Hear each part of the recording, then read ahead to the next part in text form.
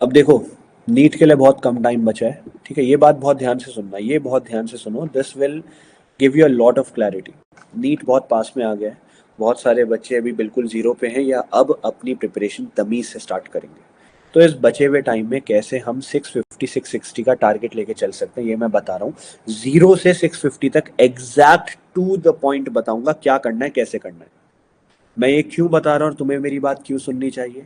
Last year जहां से मैंने बोला पेपर वहां से आया था, लास्ट 2 साल इनफैक्ट 2024 में मेरी टेस्ट सीरीज, मेरे पेपर प्रोडिक्शन टेस्ट सीरीज से 2024 का पेपर आया, और सॉरी 712 नंबर का पेपर आया। लास्ट ईयर 640 नंबर का पेपर आया।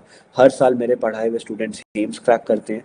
मेरे अंडर में आज की डेट में 15 से ज़्यादा एम्स दिल्ली के टॉपर हैं।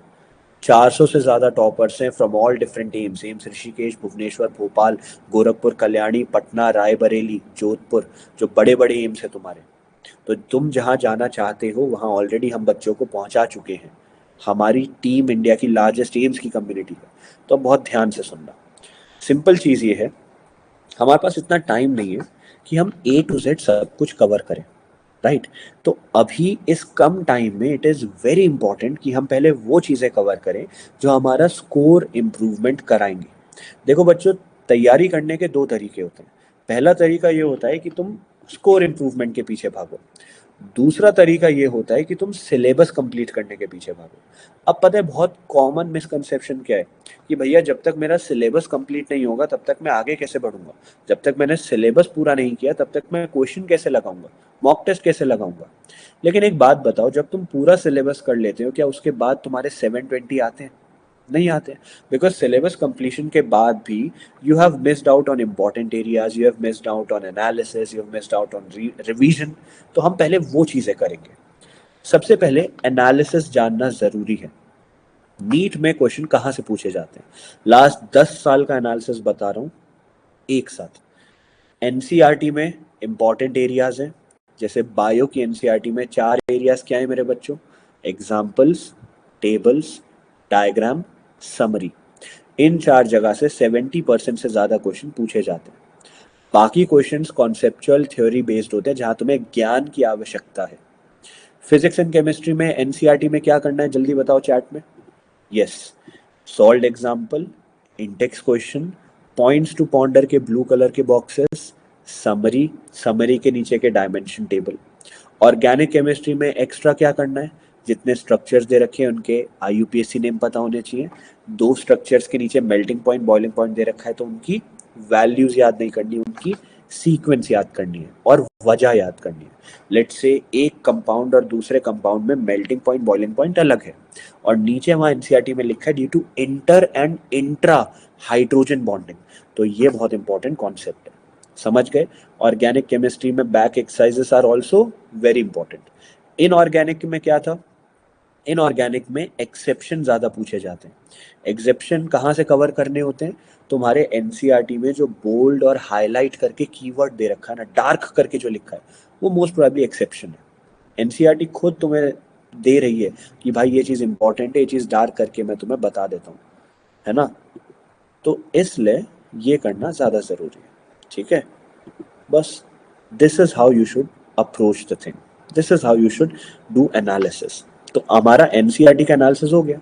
अब आ जाते हैं हम पीवाईक्यू के एनालिसिस में। पीवाईक्यू के एनालिसिस में यू विल अंडरस्टैंड कि क्वेश्चंस कहाँ से पूछे गए हैं, क्वेश्चंस की वैल्यू क्या है, क्वेश्चंस का फॉर्मेट क्या है। तो तुम देखोगे over the past 5 years at least 2020 से अभी तक हमारे स्टेटमेंट बेस्ड क्वेश्चंस बढ़ गए हैं। हमारे वो क्वेश्चंस जो लेंदी हैं बढ़ गए हैं। क्यों? क्योंकि नीट एक स्पीड बेस्ड एग्जाम है। अगर नीट एक स्पीड बेस्ड एग्जाम है तो भाई यहाँ पे बच्चों का पेपर टफ करने के लिए लंबे लंबे क्वेश्चन दो, बड़े बड़े क्वेश्चन दो, ताकि बच्चों का टाइम वेस्ट हो जाए। तो यही करते हैं ये लोग। सेकेंड चीज, डायग्राम बेस्ड क्वेश्चन बढ़ गए हैं। थर्ड चीज, मैच द फॉलोइंग और एसर्शन रीजन वाले क्वेश्चन बढ़ गए हैं।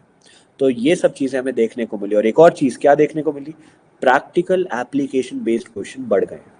तभी फिजिक्स में एक बहुत इमर्जिंग और इम्पॉर्टेंट एरिया क्या है, तुम्हारे मेजरिंग इंस्ट्रूमेंट्स का। इंस्ट्रूमेंट से क्वेश्चन आएगा इस साल, ठीक है। तो ये हमारा अप्रोच हो गई। थर्ड चीज, क्वेश्चन का सेगमेंटेशन क्या है।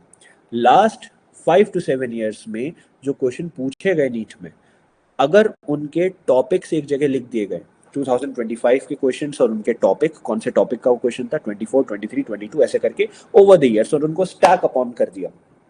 तो ये पता चला गिनती के 25 से 30 टॉपिक है फिजिक्स के, एंड 25 से 30 टॉपिक है केमिस्ट्री के। ठीक है, अगर ये टॉपिक्स तुमने अच्छे से कर लिए, जस्ट ये 25 से 30 टॉपिक, तो 115 फिजिक्स 115 केमिस्ट्री यहाँ से देखने को मिलेगा। दैट इज वाई ये लिस्ट ऑफ टॉपिक्स जो मैंने तुम्हें बना के दिए, जो बाय द वे ऐप में तुम्हें मिल जाएगा, पीडीएफ टेलीग्राम में मिल जाएगा, और हमारे दूसरे चैनल रोड टू एम्स में पूरा पीडीएफ के साथ साथ तुम्हारा वीडियो भी मिल जाएंगी, जहाँ तुम्हें पढ़ा रखा है, ये सब प्लेलिस्ट बनी है, ये कवर करो। समझ गए? अब कवर करना कैसे। और लास्ट चीज, हमारी पेपर प्रिडिक्शन टेस्ट सीरीज यार, वो टेस्ट सीरीज जो मैंने एम्स दिल्ली के टॉपर्स और बड़े बड़े एजुकेटर्स के साथ मिलकर बनाई, जिससे लास्ट ईयर 640 नंबर का पेपर एज इट इज आ गया, 2024 में 712 नंबर का आया। सारे एम्स के टॉपर्स, एम्स दिल्ली के टॉपर्स जो आज तक जाते रहे हैं, वो इसको फॉलो करते आए हैं। इस साल भी जो एम्स क्रैक करेंगे ऑलरेडी इसको फॉलो कर रहे हैं, तो ये भी तुम्हें फॉलो करनी है। गिनती के 35 मॉक टेस्ट है, एक एक क्वेश्चन का एनालिसिस अच्छे से करना है। ठीक है, अब आ जाते हैं भैया प्रोसेस क्या रहेगा। तो सबसे पहले मैं चाहता हूँ तुम बायो में एनसीईआरटी कवर करो, क्योंकि अभी अगर तुम 0 पे हो तो हमारा पहला फोकस बायो पे होना चाहिए। बायो 360 मार्क्स की है अलोन, राइट। तो मतलब अगर हम बायो में 320 330 तक पहुंच गए तो 0 से हमारा 350 तक की जंप तो ईजी हो गई। तो पहले बायो पे फोकस करो। बायो पे फोकस करने के लिए तुम खाली एनसीईआरटी की मार्किंग्स कवर करोगे, example, table, diagram, summary, PYQ cover करोगे लास्ट 3 से 5 साल के, दैट्स इट। फिर हम आएंगे फिजिक्स एंड केमिस्ट्री में। फिजिक्स एंड केमिस्ट्री में बेयर मिनिमम हम इतना करेंगे कि हम 500 नंबर तक पहुंच जाए। मैंने तुम्हें अभी थोड़ी देर पहले ही बोला था, अगर मेरी लिस्ट ऑफ टॉपिक्स कर ली तो 115 फिजिक्स 115 केमिस्ट्री आ जाएगा। तो अब तुम क्या करोगे, फिजिक्स एंड केमिस्ट्री में मेरी लिस्ट ऑफ टॉपिक्स करोगे एंड एनसीईआरटी की मार्किंग्स करोगे।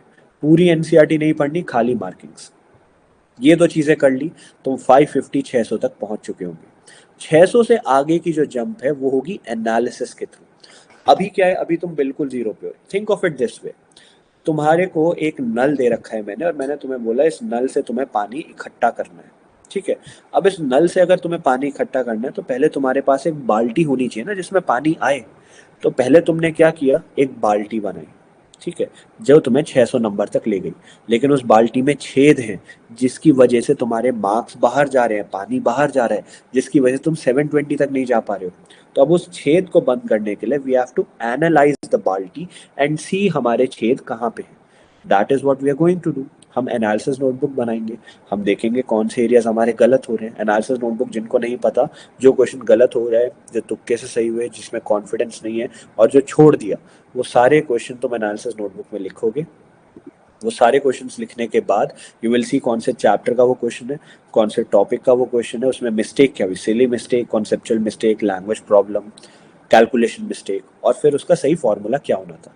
ये एक नोटबुक तुम्हें एग्जैक्ट बताएगी कौन से एरियाज पे तुम्हें फोकस करना है। So once you do this, तब तुम बार बार हमारे सूर्य प्लस के टेस्ट सीरीज लगाओगे और तुम 650 तक पहुंच जाओगे। Now it depends on you कि तुम कौन सा सेगमेंट कितनी जल्दी कर पाओगे।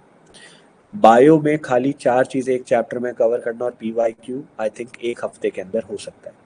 फिजिक्स और केमिस्ट्री के गिनती के वो छोटे छोटे लेक्चर्स जो हैं 25-30 टॉपिक के, वो कवर करना एंड एनसीईआरटी की मार्किंग्स कवर करना again I think 1 to 2 weeks में हो सकता है। इसका मतलब 15 से 20 दिन के अंदर तुम 600 क्रॉस कर सकते हो। वंस ये होने लगे, इसके बाद तुम एनालिसिस के थ्रू स्कोर बढ़ाओगे। There will be a lot of students जो अब बोलेंगे भैया ये करना इम्पॉसिबल है। तो बच्चे, इफ़ यू हैव, तुम्हारे दिमाग में तुम घुसा के बैठे हो कि इम्पॉसिबल है, तो कोई तुम्हें हेल्प नहीं कर सकता।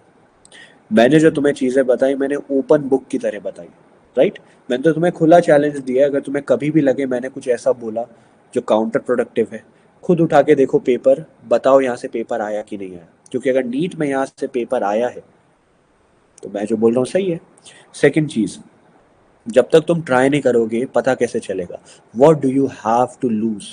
सारा साल निकल गया है, लास्ट का कुछ समय बचा है। अभी अगर ये टेस्ट सीरीज ज्वाइन कर ली तो एक फाइटिंग चांस तो मिलेगा तुम्हें। अगर ये जो मैंने चीज़ें बताई इसको फॉलो कर लिया, फाइटिंग चांस तो मिलेगा।